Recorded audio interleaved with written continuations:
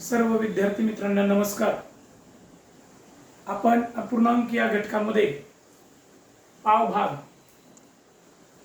हा मागच्या व्हिडिओमध्ये शिकलो। आता त्याच पावभागावर आधारित आज आपण पूर्णांकयुक्त अपूर्णांक कसा तयार होतो आणि त्याचं वाचन कसं करायचं आणि त्याचा व्यवहारात उपयोग कसा करायचा हे आपण शिकणार आहोत। फळ्यावरती मी 4 उदाहरणं आकृतीच्या माध्यमातून दाखवलेले आहेत। आकृती किंवा वस्तू आपल्या दररोजच्या जीवनामध्ये वस्तू समूह, संख्या समूह याच्यातून पावभाग काढणे, पावभाग जोडणे किंवा जास्त पावभाग एकत्र आले तर त्याचा पूर्णांकयुक्त अपूर्णांक कसा तयार होतो हे घटक आपले शिकणं चालू आहे आणि त्याच्याच पुढचा भाग आता मी आपल्याला घेणार आहे। आता या पहिल्या आकृतीमध्ये पहा, एक पूर्ण आहे म्हणजे 4 पावाचा एक पूर्ण झालेला आहे आणि त्याच्या पुढे पाव जोडलेला आहे म्हणजे 1 आणि पाव। आता आपण व्यावहारिक भाषेमध्ये एक पूर्ण वस्तू आणि त्या वस्तूचा पाव भाग जर जवळ ठेवला तर याला आपण सव्वा असं म्हणतो, बरोबर आहे।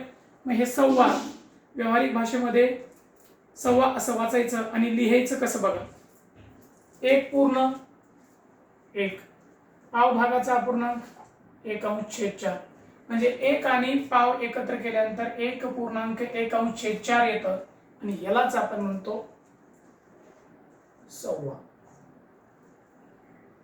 याच प्रकारे खाली दुसऱ्या क्रमांकाचं उदाहरण आकृतीच्या माध्यमातून दाखवलेलं आहे। याच्यामध्ये 2 पूर्ण भाग आहेत। ते 2 पूर्ण कसे झालेत, 4 पाव 4 पाव म्हणजे 8 पावाचे मिळून 2 पूर्ण झालेत आणि त्याच्या पुढे 1 पाव भाग लिहिलेला आहे, दाखवलेला आहे। 2 पूर्ण आणि पाव, 2 पूर्ण साठी 2 आणि पाव साठी पावचा अपूर्णांक 1/4। मग 2.1/4 म्हणजे 2 पूर्ण आहेत आणि पाव आहे। 2 पूर्ण आणि पाव मिळून किती होतात तर याला आपण व्यावहारिक भाषेमध्ये 2.25 असे म्हणतो। आणि या पूर्णांकयुक्त अपूर्णांकाचं वाचन आहे 2.1/4 म्हणजे यालाच आपण व्यावहारिक भाषेमध्ये 2.25 असे म्हणतो। आता पुढे बघा, या ठिकाणी 4 पूर्ण आहेत, 4 पाव 4 पाव 4 पाव 4 पाव म्हणजे 16 पाव आणि हा पुढचा 1 पाव म्हणजे 17 पाव आहेत हे सगळे मिळून। मग या 16 पावचा मिळून 4 पूर्ण होतात तर ते 4 पूर्ण आणि दिसतात सुद्धा बघा, 1 2 3 4 4 पूर्ण आणि पाव, पावचा अपूर्णांक माहितच आहे आपल्याला 1/4। आता याचं वाचन आहे 4.1/4। अगदी सोप्या पद्धतीने अपूर्णांक हा घटक विद्यार्थ्यांना शिकता यावा या उद्देशाने हे व्हिडिओ तयार करण्याचं काम मी सुरू केलेलं आहे। आता मग याला व्यावहारिक भाषेमध्ये कसं म्हणता येईल, 2 आणि पाव 2.25, तसं 4 आणि पाव किती होतील बरं, 4.25। याला लिहायचं 4.25 आणि व्यावहारिक भाषेमध्ये 4.25 लिहितो आपण आणि अपूर्णांकाच्या भाषेमध्ये याला 4.1/4 आणि याच्यामध्ये 4 पूर्ण आहेत आणि 1 पाव आहे म्हणजे हा पूर्णांक युक्त अपूर्णांक आहे। मग अपूर्णांक या घटकामध्येच हा गेलो आपण। आता खालचं उदाहरण पहा, चौथं उदाहरण शेवटचं याच्यातलं, त्याच्यामध्ये 1 2 3 आकृत्या काढल्या, प्रत्येक आकृतीचे 4 समान भाग आहेत। 4 समान भाग म्हणजे प्रत्येक भाग हा पाव आहे। 4 पाव 4 पाव 4 पाव 4 पाव म्हणजे 12 पाव झाले आणि हा पुढचा एक 13 पाव। हे 13 पाव एकत्र केल्यानंतर त्याचे 3 पूर्ण होतात। किती पूर्ण होतात, 3 पूर्ण होतात। 3 पूर्ण म्हणजे 3 पूर्णांक आणि पावचा अपूर्णांक 1/4। यालाच वाचन कसं करायचं, 3.1/4 आणि याला व्यावहारिक भाषेमध्ये काय म्हणता येईल बरं, 3 पूर्ण आणि पाव म्हणजेच 3.25। अशा पद्धतीनं आपल्याला अगदी सोप्या पद्धतीनं हे अपूर्णांक वाचन करता येतात, शिकता येतात। त्यासाठीच आकृतीच्या माध्यमातून मी आपल्याला घेत आहे।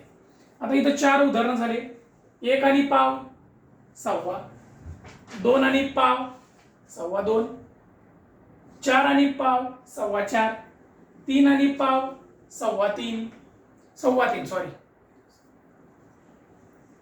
या पद्धतीनं 10 आणि पाव किती होतील बरं? अगदी सोपं आहे, 10.25. 25 आणि पाव किती होतील? 25.25.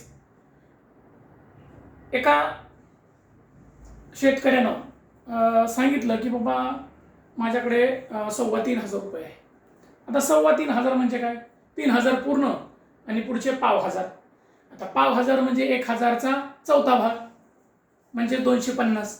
3,500 म्हणजे 3,250. 250 म्हणजे 5,000.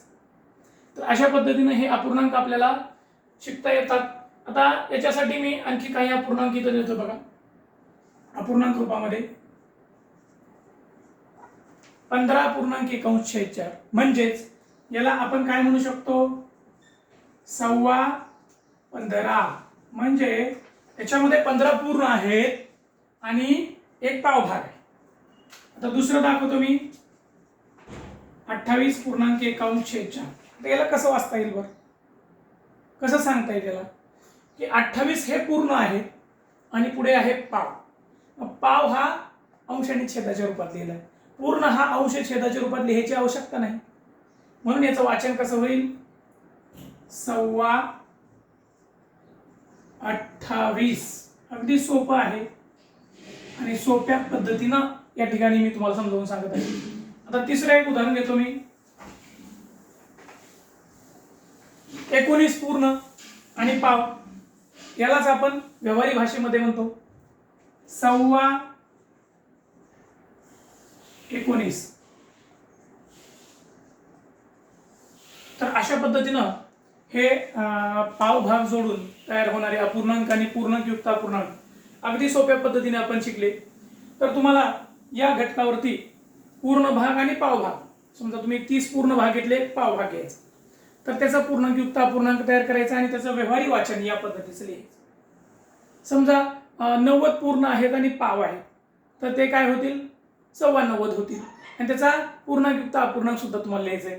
तर असे जास्तीत जास्त उदाहरणे तुम्ही तयार करा आणि काय अडचण असेल, प्रश्न असतील तर मला कमेंट करा.